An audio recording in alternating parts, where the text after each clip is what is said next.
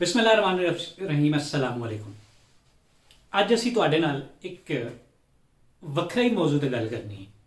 ਕੋਈ ਸਿਆਸਤ ਨਹੀਂ, ਕੋਈ ਹੋਰ ਬੋਰ ਮੌਜੂ ਨਹੀਂ, ਇੱਕ ਚੰਗਾ ਜਿਹਾ ਤੇ ਚੁਣਿਆ ਹੋਇਆ ਮੌਜੂ ਕਿ ਫੈਸਲਾਬਾਦੀ ਜੁਗਤਾਂ ਕਿਵੇਂ ਮਾਰਦੇ ਨੇ। ਤੁਹਾਨੂੰ ਪਤਾ ਹੈ ਨਾ ਕਿ ਫੈਸਲਾਬਾਦੀ ਪੂਰੇ ਪਾਕਿਸਤਾਨ ਵਿੱਚ ਜੁਗਤਾਂ 'ਚ ਬੜੇ ਮਸ਼ਹੂਰ ਨੇ ਤੇ ਉਹਨਾਂ ਦੀਆਂ ਚੰਦ ਇੱਕ ਜੁਗਤਾਂ ਔਰ ਦੋਸਤਾਂ ਨਾਲ ਪੇਸ਼ ਆਏ ਵਾਕਿਆਤ ਤੁਹਾਡੇ ਨਾਲ ਸ਼ੇਅਰ ਕਰਨੇ ਆ। ਇੱਕ ਬੰਦਾ ਕਾਫੀ ਦਿਨਾਂ ਤੋਂ ਬਾਅਦ ਫੈਸਲਾਬਾਦ ਗਿਆ ਤੇ ਉੱਥੇ ਆਪਣੇ ਦੋਸਤ ਨੂੰ ਇੱਕ ਪੁਰਾਣੇ ਮਾਰਟ ਵੱਲ ਵੇਖ ਕੇ ਕਹਿੰਦਾ, ਯਾਰ ਇਹ ਤੇ ਬਹੁਤ ਹੀ ਪੁਰਾਣਾ ਮਾਰਟ ਹੈਗਾ। ਤੇ ਅੱਗੋਂ ਦੋਸਤ ਕੀ ਕਹਿੰਦਾ, ਫੈਸਲਾਬਾਦੀ ਦੋਸਤ ਕੀ ਕਹਿੰਦਾ, ਕਿਉਂ ਇਹਨੂੰ ਕੀ ਜ਼ੰਗ ਲੱਗਾ ਹੋਇਆ ਹੈ। ਅੱਛਾ, ਇੱਕ ਹੋਰ ਲਤੀਫਾ ਕਿ ਇੱਕ ਸਾਹਿਬ ਕਹਿੰਦੇ ਨੇ ਕਿ ਮੈਂ ਫੈਸਲਾਬਾਦ ਵੈਨ ਵਿੱਚ ਸਫ਼ਰ ਕਰ ਰਿਹਾ ਸੀ ਤੇ ਆਪਣੇ ਸਟਾਪ ਤੇ ਪਹੁੰਚਿਆ ਤੇ ਕੰਡਕਟਰ ਮੈਨੂੰ ਕਹਿੰਦਾ, ਬਾਊ ਜੀ ਛੇਤੀ ਲਵੋ, ਤੁਹਾਡਾ ਸਟਾਪ ਆ ਗਿਆ। ਤੇ ਮੈਂ ਲੈਣ ਲੱਗਿਆ, ਥੋੜੀ ਜਿਹੀ ਦੇਰ ਹੋ ਗਈ ਤੇ ਕੰਡਕਟਰ ਕਹਿੰਦਾ, ਇੰਨੀ ਦੇਰ ਵਿੱਚ ਬੰਦਾ ਸਜ਼ਾ ਕੱਟ ਕੇ ਜੇਲ੍ਹ ਤੋਂ ਵਾਪਸ ਆ ਜਾਂਦਾ, ਤੇ ਇੰਨੀ ਦੇਰ 'ਚ ਤੂੰ ਜਨਾਬ ਇੱਥੋਂ ਸੀਟ ਤੋਂ ਥੱਲੇ ਆਇਆ। ਅੱਛਾ, ਇੱਕ ਹੋਰ ਜੁਗਤ ਜਿਹੜੀ ਹੈ ਉਹ ਬੜੀ ਮਸ਼ਹੂਰ ਹੈ ਕਿ ਸਾਡਾ ਇੱਕ ਦੋਸਤ ਉੱਥੇ ਗਿਆ, ਉਹਨੇ ਜਾ ਕੇ ਨਾ ਪਾਰਕਿੰਗ ਵਿੱਚ ਗੱਡੀ ਖੜੀ ਕੀਤੀ ਤੇ ਨਾਲ ਵਾਲੇ ਨੂੰ ਕਹਿੰਦਾ, ਯਾਰ ਗੱਡੀ ਦਾ ਧਿਆਨ ਰੱਖੀ। ਅੱਗੋਂ ਫੈਸਲਾਬਾਦੀ ਕੀ ਕਹਿੰਦਾ, ਕਿਉਂ ਇਹ ਡਰਦੀ ਹੈ ਜਾਂ ਰੋ ਪੈਂਦੀ ਹੈ। ਠੀਕ ਹੋਇਆ ਜੀ। ਅੱਛਾ, ਇੱਕ ਦੋਸਤ ਜਿਹੜਾ ਨਾ, ਉਹ ਦੋਸਤ ਆਪਣੇ ਵਾਲਦਾ ਨੂੰ ਚੈੱਕ ਕਰਾਉਣ ਵਾਸਤੇ ਜਿਹੜਾ ਨਾ ਗਸਟ੍ਰੋਲੋਜੀ ਕੋਲ ਲੈ ਕੇ ਗਿਆ ਤੇ ਉਹ ਗਸਟ੍ਰੋਲੋਜਿਸਟ ਕਹਿੰਦਾ ਹੈ ਕਿ ਤੁਹਾਡੀ ਵਾਲਦਾ ਦੇ ਮਿਹਦੇ ਦੀ ਜਿਹੜੀ ਹੈ ਨਾ ਐਂਡੋਸਕੋਪੀ ਕਰਨੀ ਪਏਗੀ। ਤੇ ਉਹ ਮਾਈ ਬੁੱਢੀ ਜਿਹੜੀ ਹੈ ਕਹਿੰਦੀ ਹੈ, ਮੈਂ ਤੇ ਐਂਡੋਸਕੋਪੀ ਕਰਾਣੀ ਨਹੀਂ। ਤੇ ਡਾਕਟਰ ਸਾਹਿਬ ਅੱਗੋਂ ਕਹਿੰਦੇ ਨੇ, ਫਿਰ ਤੁਹਾਡੇ ਗੋਡੇ ਦਾ ਆਪਰੇਸ਼ਨ ਕਰ ਦਈਏ।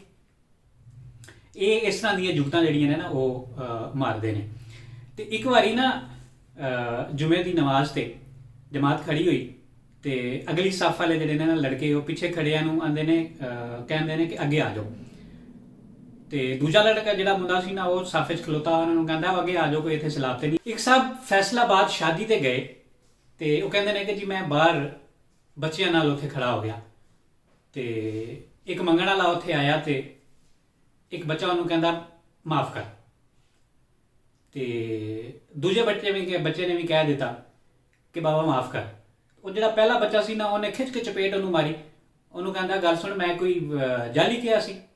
ਅੱਛਾ, ਇੱਕ ਸਾਹਿਬ ਕਹਿੰਦੇ ਨੇ ਕਿ ਮੈਂ ਫੈਸਲਾਬਾਦ ਵਿੱਚ ਨਾ ਜੰਗ ਬਾਜ਼ਾਰ ਲੱਭ ਰਿਹਾ ਸੀ ਤੇ ਮੇਰੇ ਨਾਲ ਮੇਰਾ ਕਜ਼ਨ ਵੀ ਸੀ ਤੇ ਮੈਂ ਆਪਣੀ ਇੱਕ ਮਾਈ ਜੀ ਉੱਥੋਂ ਲੰਘੀ।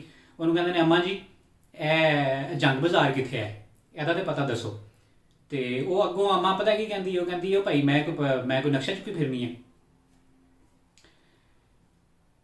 ਉਹਨੇ ਇੱਕ ਨਿਮਾਜ਼ੀ ਨੇ ਇਮਾਮ ਸਾਹਿਬ ਨੂੰ ਕਿਹਾ ਕਿ ਤੁਹਾਡੀ ਘੜੀ ਜਿਹੜੀ ਹੈ ਨਾ ਉਹ ਅੱਗੇ ਹੈ। ਤੇ ਇਮਾਮ ਸਾਹਿਬ ਉੱਥੇ ਬੈਠੇ ਜਵਾਬ ਦਿੱਤਾ, ਫਿਰ ਤੁਸੀਂ ਪਿੱਛੇ ਲਾ ਲਓ। ਇੱਕ ਮਰੀਜ਼ ਫੈਸਲਾਬਾਦ ਦੇ ਅਲਾਈਡ ਹਸਪਤਾਲ ਗਿਆ ਤੇ ਉੱਥੇ ਜਾ ਕੇ ਪੁੱਛਿਆ ਕਿ ਓਏ ਇੱਥੇ ਦੰਦਾਂ ਵਾਲਾ ਡਾਕਟਰ ਕਿਹੜਾ ਹੈ। ਤੇ ਅੱਗੋਂ ਜਵਾਬ ਆਇਆ, ਭਾਈ ਨੇ ਇੱਥੇ ਸਾਰੇ ਦੰਦਾਂ ਵਾਲੇ ਡਾਕਟਰ ਨੇ। ਇੱਕ ਗਾਹਕ ਨੇ ਗਨੇਰੀ ਵਾਲੇ ਨੂੰ ਰੇਟ ਪੁੱਛਿਆ, ਉਸਨੇ ਕਿਹਾ ਕਿ ਜੀ 120 ਰੁਪਏ ਕਿਲੋ। ਅੱਗੋਂ ਉਹ ਜਿਹੜਾ ਲੈਣ ਵਾਲਾ ਸੀ, ਉਹਨੇ ਜਨਾਬ ਉਹਨੂੰ ਕਹਿੰਦਾ ਵੀ ਇਹ ਗੰਡੇਰੀਆਂ ਤੇਰੀਆਂ ਕਿਵੇਂ ਦੀਆਂ ਬਣੀਆਂ ਨੇ ਜਿਹੜੀਆਂ 120 ਰੁਪਏ ਕਿਲੋ ਦੇ ਰਹੇ। ਅੱਛਾ, ਫੈਸਲਾਬਾਦ ਵਿੱਚ ਨਾ ਇੱਕ ਫੌਤਗੀ ਹੋਈ ਤੇ ਤਦਫੀਨ ਤੋਂ ਬਾਅਦ ਨਾ ਇੱਕ ਉੱਥੇ ਉਹ ਰਿਵਾਜ ਹੈ ਕਿ ਉਹਦੇ ਨਾ ਸਰਹੰਦੀ ਉਹ ਲਾਉਂਦੇ ਨੇ, ਇੱਕ ਦਰਖਤ ਦੀ ਟਹਿਣੀ ਸਾਵੀ ਜੀ ਲਾਉਂਦੇ ਨੇ ਨਾ। ਤੇ ਉਹ ਇੱਕ ਬੰਦਾ ਜਿਹੜਾ ਨਾ ਉਹਨੂੰ ਠੋਕ ਰਿਹਾ ਸੀ ਤੇ ਦੂਜਾ ਪਿੱਛੇ ਖਲੋ ਕੇ ਕਹਿੰਦਾ, ਇਹਨੂੰ ਹੋਰ ਥੱਲੇ ਕਰ। ਅੱਗੋਂ ਉਹ ਵੀ ਫੈਸਲਾਬਾਦੀ ਸੀ, ਉਹ ਕਹਿੰਦਾ, ਹੋਰ ਕੀ ਇੱਥੇ ਮੈਂ ਮਈਅਤ ਦੇ ਹੱਥ 'ਚ ਫੜਾ ਦੇਵਾਂ। ਅੱਛਾ, ਇੱਕ ਨਾ ਖੁਸ਼ ਮਜ਼ਾਜ ਜਿਹਾ ਡਾਕਟਰ ਸੀ ਤੇ ਉਹਦੇ ਕੋਲੋਂ ਨਾ ਇੱਕ ਬਜ਼ੁਰਗ ਖਾਤੂਨ ਚਲੀ ਗਈ। ਉਹਨੇ ਹਮਦਰਦੀ ਨਾਲ ਪੁੱਛਿਆ ਕਿ ਤੁਸੀਂ ਕੀ ਖਾ ਲੈਂਦੇ ਹੋ। ਉਹਨੇ ਪੁੱਛਿਆ, ਮਾਂ ਜੀ ਰੋਟੀ ਖਾ ਲੈਂਦੇ ਹੋ। ਤੇ ਉਹ ਮਾਂ ਜੀ ਅੱਗੋਂ ਕਹਿੰਦੇ ਨੇ, ਹੋਰ ਪੁੱਤਰ ਮੈਂ ਕੀ CNG ਤੇ ਚੱਲਣੀ ਆ।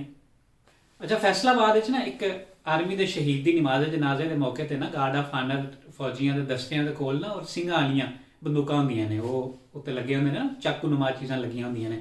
ਤੇ ਇੱਕ ਛੋਟਾ ਜਿਹਾ ਬੱਚਾ ਉਹਨਾਂ ਕੋਲੋਂ ਆਇਆ ਤੇ ਉਹ ਸਿੰਘਾਂ ਵਾਲੀ ਇਸ਼ਾਰਾ ਕਰਕੇ ਕਹਿੰਦਾ, ਓਏ ਇਹ ਕੀ ਆਲੂ ਪੱਟਣ ਵਾਸਤੇ ਰੱਖੀਆਂ ਜੇ। ਇਹ ਇੱਕ ਛੋਟੀ ਜਿਹੀ ਝਲਕ ਸੀ ਇੱਕ ਫੈਸਲਾਬਾਦੀਆਂ ਦੀਆਂ ਜੁਗਤਾਂ ਦੀ।